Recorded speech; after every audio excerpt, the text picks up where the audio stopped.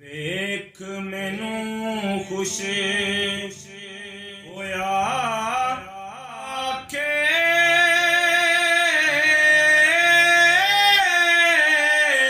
ਬਹੁਤ ਪਸੰਦ ਆਇਆ।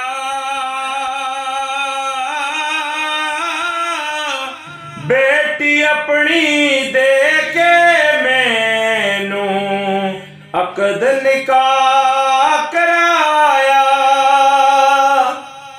अकद निकाह मेरा उस जाई खूब तरह जद होया।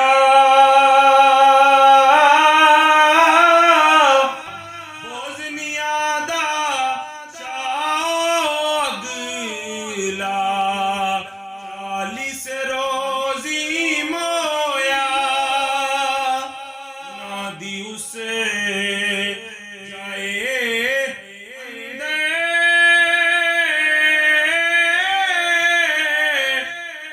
और रस्म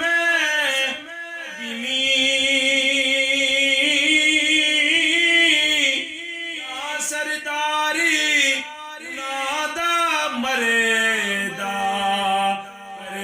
सोग यतीमी इतने रोजे जोड़े दे